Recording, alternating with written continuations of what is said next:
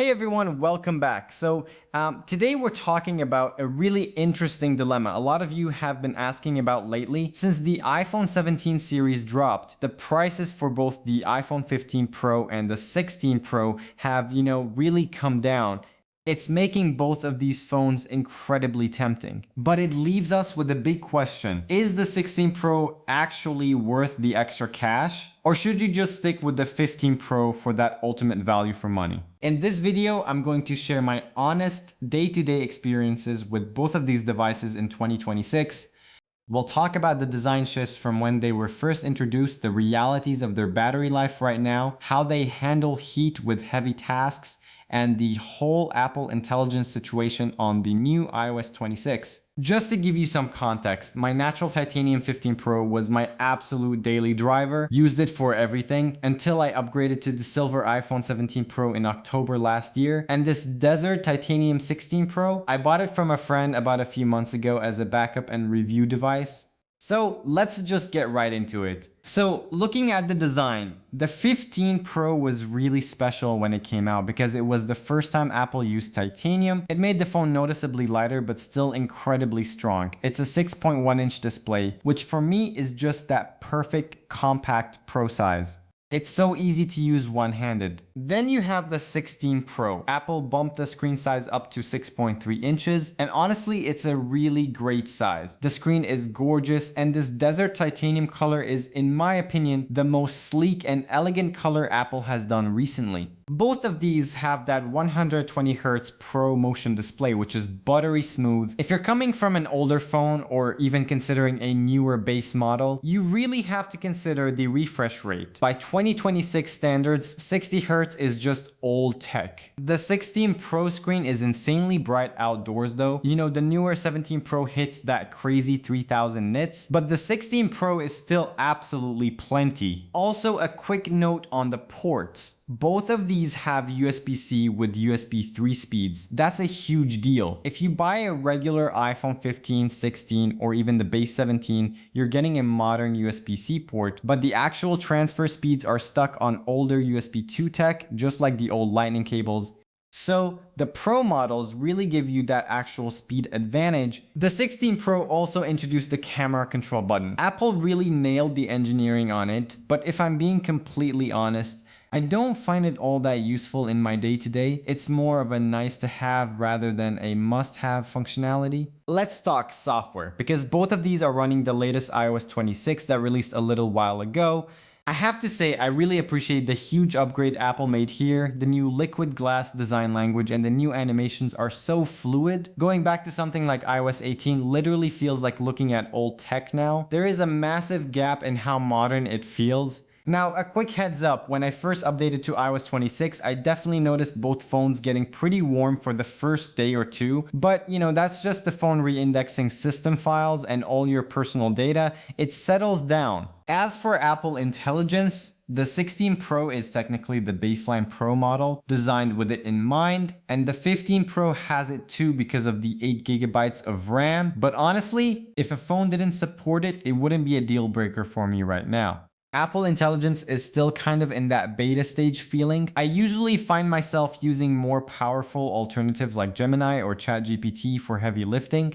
Don't get me wrong, it's good. I do use the cleanup tool, the writing tools, and visual intelligence occasionally, but it's just something to keep in mind. Alright, performance. Both of these phones are beasts, but there are differences. My 15 Pro was the first iPhone that could actually play AAA console games. And it's still insane that a phone can do that. It handles heavy, demanding games with all the settings unlocked. Now, it does get warm, and in long sessions, it gets hot. And in my experience, it can get some annoying, uncomfortable kind of hot. I ran Geekbench 6 on the 15 Pro, and it pulled a 2969 on single core, 7478 on multi-core, and a Metal GPU score of 28816 day to day.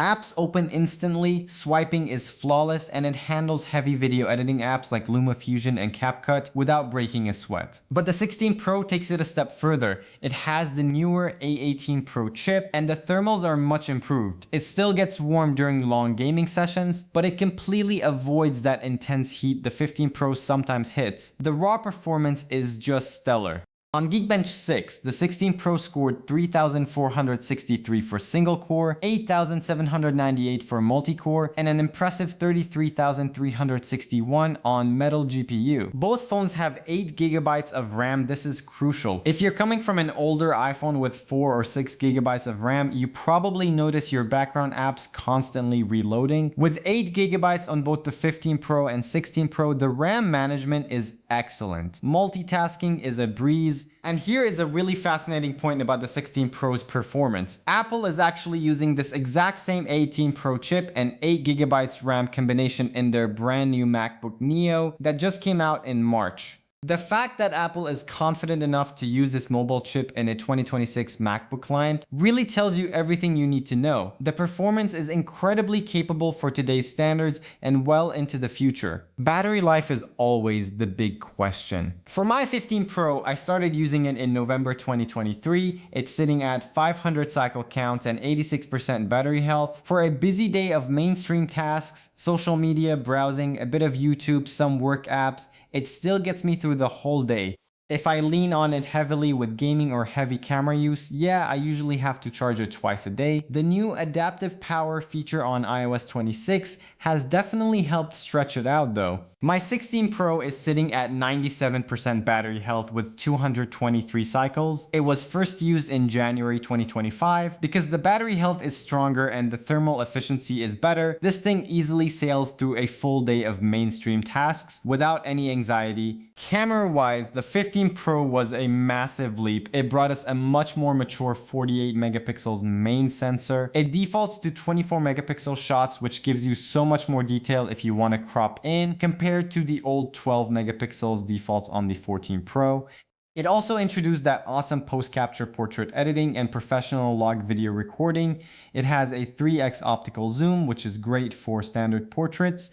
But the 16 Pro really refined this. You get dual 48 megapixel sensors for the main and the ultra wide. And the biggest upgrade, Apple brought the 5x optical tetra prism zoom to the smaller Pro model. Last year, if you wanted 5x, you had to buy the massive Pro Max.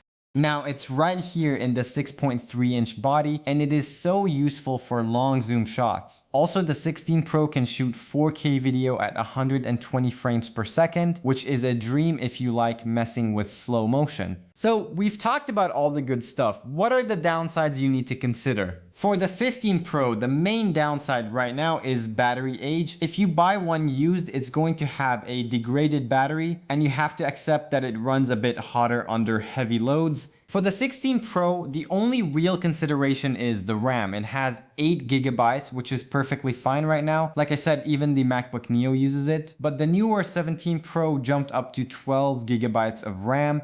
So if you are someone who keeps a phone for 5 or 6 years, that 8GB might be the bare minimum for future Apple Intelligence updates down the road. So which one should you buy? If you are budget conscious but you want a massive upgrade, I highly recommend the iPhone 15 Pro. The price is an absolute steal right now. You get that premium titanium build, USB 3 speeds, ProMotion, and a fantastic camera. It's an incredible compact phone. You just have to deal with it getting a bit warmer. I absolutely loved the compact design when it was my daily driver, but if you have a little more room in your budget, or if you were thinking about buying a 15 Pro Max just to get better battery and the 5x zoom, I actually recommend you go with the iPhone 16 Pro instead. The 16 Pro is basically the fully matured version of the 15 Pro. The value for money is really there right now. You get the 5x camera zoom, a slightly bigger 6.3-inch screen, much better thermal management, and because it's newer, you're going to find units with much stronger battery health.